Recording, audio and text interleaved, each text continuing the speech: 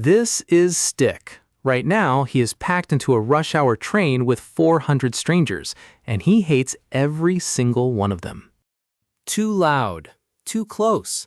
Somebody's music leaking out of their headphones. Stick thinks the thing everyone thinks. I'd give anything for some peace and quiet. He does not mean it. Nobody ever means it. It is just something you think on a bad Tuesday in a crowd. But that night, something happened. Something quiet and enormous and impossible to undo. And by morning, the crowd was gone. So what if you were the last person on Earth? Not for an afternoon, for the rest of your life. Let's follow it honestly. Stick woke up, and the world was still there. The buildings, the cars, his coffee still warm on the counter. Everything exactly in place. Everything except the people. No footsteps, no traffic, no distant hum of a city breathing. Just Stick and the silence. He called out, once, then louder. He knocked on doors. He checked the whole street, then the next one, then the whole city. And slowly, a fact he could not argue with settled over him. There was no one else. There was only him. Now, for a little while, and let's be honest about this, it was incredible because every rule Stick had ever followed was suddenly gone.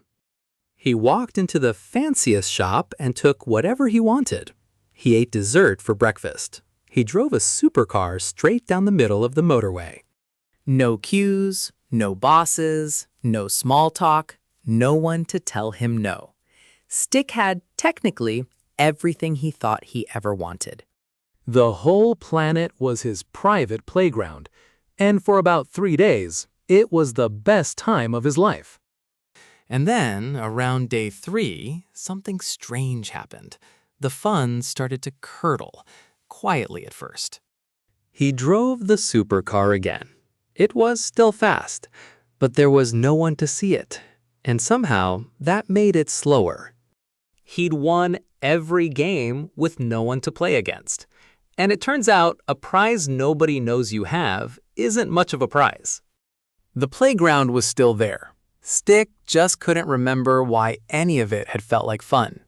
To fill the silence, Stick started talking to himself, then to the furniture, then eventually to a volleyball he drew a face on. This is not Stick going mad. This is Stick's brain doing exactly what a human brain does when you take away every other person. In real isolation studies, people in total solitude begin to hear voices, hold conversations, and invent company. The mind will manufacture other people rather than face none. We are so built for each other that given no one, we will hallucinate someone. Stick named the volleyball. Of course he did. So Stick tried to make it mean something. He painted an enormous mural across the side of a building. It took him a week. It was beautiful. And when he finished, he turned around to show someone. And there was no one to turn to. There was no one there is. That was the day Stick understood something the crowded train had hidden from him. Almost everything we do to be seen. A joke needs someone to laugh. A win needs someone to tell. A life, it turns out, needs a witness. So Stick went looking. Properly now. Not for supplies, for a person, for any person. He would have hugged an enemy. He found a radio station, and he broadcast the same message every night. His name, his location. If you can hear this, I'm here. Please. He left notes in every town, painted arrows, lit fires on hills at night, the oldest signal there is. Someone, anyone, look up. And every morning the answer was the same as the silence on the train would never have believed. Nothing, nobody, still just him. Meanwhile, without us, the world itself began to change. Not violently, just letting go. The power grid failed within days.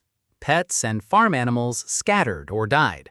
Within a year, streets cracked open, and green things pushed through everything.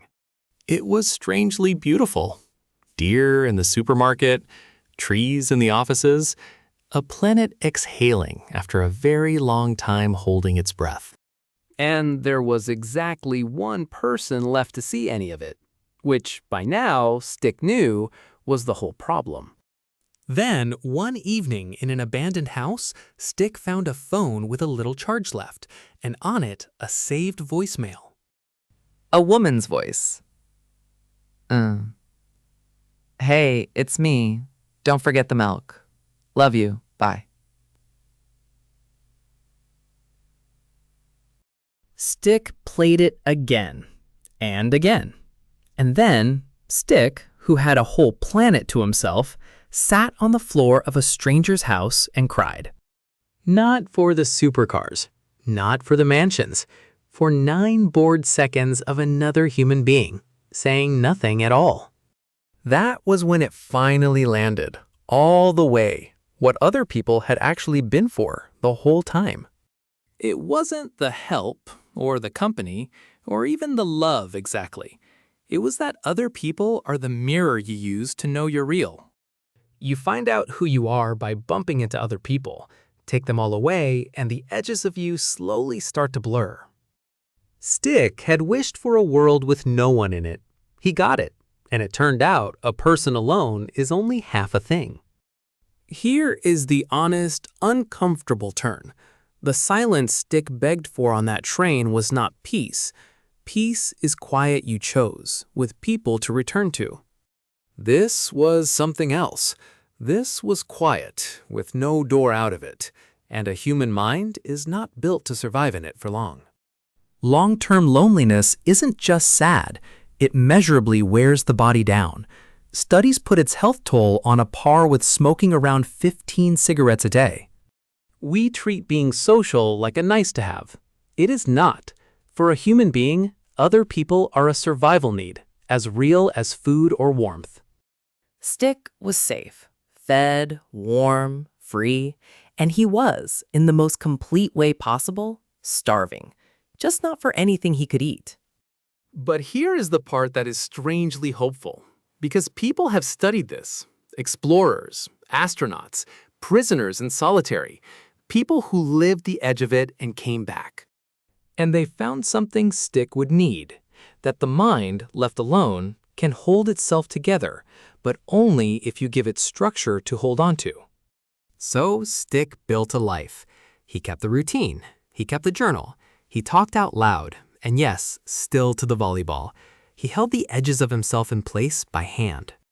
He stopped chasing the fun that needed a crowd, and he started doing things simply because they were worth doing, witness or not. It was not the same. It was not enough, but it was a way to stay a person in a world that had run out of them. And Stick did one more thing.